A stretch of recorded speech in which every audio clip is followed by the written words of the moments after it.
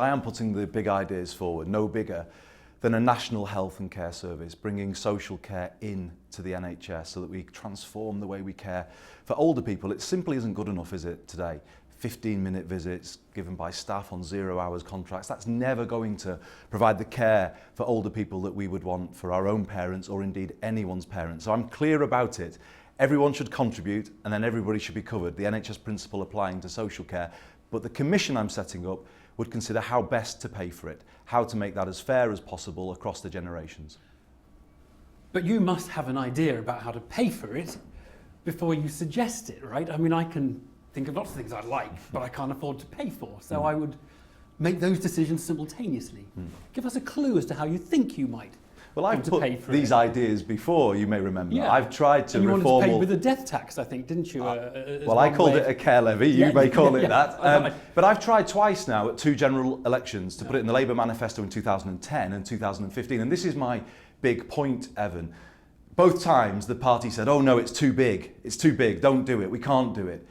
And my argument today in my speech is modern politics is losing people because people see a big problem with the care of older people, but there aren't politicians willing to make a big, difficult change to improve care. And I think this is why modern politics is in such low regard, because people aren't coming forward with answers to the big challenges that there are. Just more generally, your positioning. Everybody knows in this leadership election where Jeremy Corbyn stands. Everybody knows where Liz Kendall stands. You, not quite so sure. Now just imagine this is Liz Kendall, this is Jeremy Corbyn. Just in your general positioning, where are you? Are you about in the middle? A little bit closer to Kendall, a little bit closer to Corbyn? It's not a difficult question. I mean, I feel that's a little unfair, given that the idea I've just put to you is bigger in scale than I would say any candidate has put any idea But it's forward. one idea. And obviously it's an idea that is true to abiding Labour principles. You know, we are in the 70th anniversary this week of the formation of the Attlee government, and what I am saying is let's have a reform that takes those same principles and applies them to the modern age. And that, but you can't just say, look, I've got one policy, that's it. I mean, you've got to have... But that positions me in the Labour mainstream, doesn't it? That positions me very much in the heart of our party, but saying let's apply the values that we hold to the modern world. Look, I mean, with respect, I think Jeremy Corbyn is, if you like, getting all the attention in this leadership campaign because he is clear, and everybody feels when you ask him a question, he says what he thinks and you understand what he's talking about. He doesn't deny the premise of the question as you have just attempted to do. It is not unreasonable to ask you, are you closer to Kendall or Corbyn or somewhere in the dead down clearly thing? Somewhere in, I'm clearly somewhere in the middle, in between, aren't I? And I'm not denying the question, but I know you all in the media like to put labels on people. You like to try and pigeonhole people for convenience. Understand. But you know, they like to say, oh, that person's a Blairite, that person's a Brownite. I was loyal to Tony Blair, Gordon Brown and Ed Miliband. Why? Because I'm a loyal Labour person. I have Labour values at heart, and that's where I stand. And you know, in my speech, I do praise Jeremy for saying it as it is. And that is the right response, I think, because clearly he is having an impact in this race. He is connecting with people. And we need to ask ourselves why, rather than warn of oblivion if Jeremy gets elected. And the reason why, in my view, is he's making a break with politics as it has been. He's not speaking in sound bites or just sticking to the script. He looks like he believes in what he's saying, and that's a good start, isn't it, for any politician? And I believe in what I'm saying too. Well, it's interesting you say that, because one of the criticisms of your campaign and of you over the years is you don't say what you really believe. You flip-flop. You say where the current mode of opinion is. With respect, I answered your question a moment ago, which was to say I was loyal to Tony Blair when he was Labour leader. But you believed in and then you believed in Blairism. Well, you're not embarrassed about believing in Blairism, are you? You said at the time it was in the DNA of the party. But I began to have doubts about some of the things that happened in that era, no more so than the changes that were made to the NHS. Now, you asked where does the real Andy Burnham stand, I'll tell you. When I was made Health Secretary by Gordon Brown in 2009, I inherited a situation where the Labour Party, in my view, had allowed the market to extend too far into the National Health Service. Now, the question is, where does the real Andy Burnham stand? If I was just some kind of person who just went with the wind and just whatever I was told to do, then I'd have done nothing about that.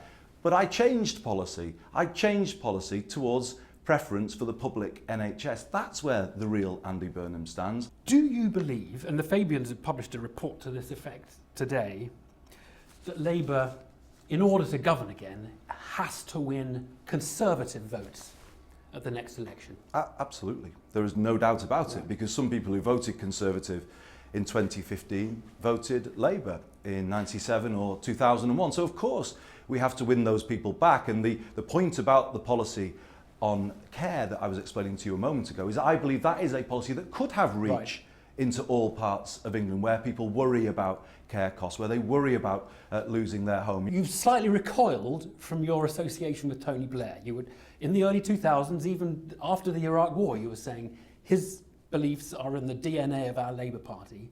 You've now said you've changed your mind on Tony Blair to some degree. No. And I'm wondering whether that is the way to win back the English Tory vote. No, I don't think that's fair, Evan. It's not what I said. Okay, I was very proud to be a minister in Tony Blair's government, and it did many great things to change this country for the better. The national minimum wage, an NHS that by the time we left office had the lowest ever waiting list, the highest ever public satisfaction. I'm proud of those things, all of the investment that went into the public realm. But I am, like anybody else, somebody who doesn't agree with everything, and I have my doubts about some elements of policy in that era. Let's take some policy areas. You've spoken today about care, and we've got the idea there. Let's talk about some others which haven't had that much coverage in this leadership election.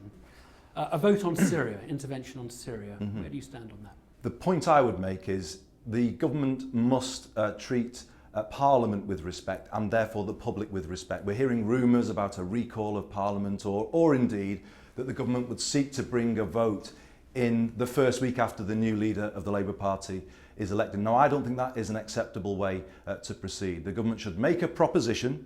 It should set out the evidence for what it wants to do and why, and then it should allow a process of time to elapse to reflect, so that proper consideration can be made. You know, when but you're open-minded. Look, just to cut to the chase, you're open-minded on Britain intervening in Syria. Of course, I would not. You're not with I would not. Who says no way. No, I would not rule it out. Right. No, but I would look at the case, and more broadly, you know, the publication of the Chilcot report is going to be a sobering moment for the Labour Party. We need to learn the lessons and be seen to learn them, and make sure that those lessons are then at the heart of Labour foreign and defence policy going forward. Another area, grammar schools. Would you take out the grammar schools? I believe in comprehensive education. It pains me that Labour in government kind of did it down, and I would never do that. But I would never impose my way of doing things on people. The right thing to do is to say, in any area where there are grammar schools, all parents should have a say in whether or not that selective system continues. At the moment, it's just the parents of the kids in the grammar schools that have a vote. It should be all parents, and that's the way it should be done, a local decision. Let me just ask you one other. About nationalisation, is there anything you would nationalise or renationalise? I know you don't like privatisation in the NHS. Anything you would cross the border the other way, if you see, to take back into government? More public control and ownership of the railways, right, I believe, is the right thing to do.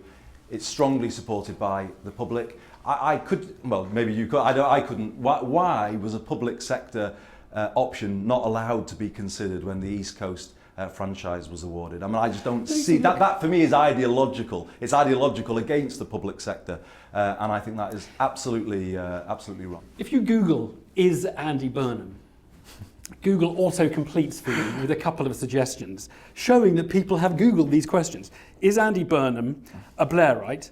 And is Andy Burnham left-wing? Does it worry you that people have obviously been a bit confused? Let me be absolutely straight with you. I lived through that time when we were in government, those new Labour years, and as I said to you, I agreed with so much of it, but some of it I didn't agree with, and I made that clear at the time. And yes, you look at the experiences you have in politics. Of course, I was involved in the Hillsborough campaign, and that changed my views on politics, because I was part of a government that basically hadn't been listening to its own grassroots, an entire Labour city crying injustice, and hadn't been listening. And those experiences change you. It really has changed my view of modern politics. I'm very disillusioned with it. I think it is You're disillusioned with it? Yeah, because it's out of touch. I said it deals in sound bites, it deals in spin. And when I try to make major... But You're it. You are modern politics. What? You went to Cambridge University, you worked in a couple of think tanks, you became a special advisor, But an unlike- MP, and now you want to be PM. I mean, what more inside the Beltway, Westminster insider politician could there be? Well, unlike many MPs, I represent the area where I grew up. I've always lived there and gone back and gone out with the friends I went to school with, played football with, and that has a habit of rooting you and grounding you. But as I was saying a moment ago, when I dealt with those issues around Hillsborough, when I tried to change policy on social care, that's where I became disillusioned, because I saw how modern politics was functioning. It was dealing in sound bites and spin and not in the substance of the issues that is worrying people day in, day out, and that changes you as a politician. I tell you what else dealing in sound bites. I tell you what else changes you though, when you step over the line in a contest like this, because, you know, as an MP in the shadow cabinet or cabinet, you have to show collective responsibility. So you don't always speak for yourself because you have to agree with the line. But when you go over the line in a contest like this, you do then speak for yourself and nobody else. And that is what I am doing in this speech today and throughout this campaign. Andy Burnham, thank you very much. Thank you very much. Thanks.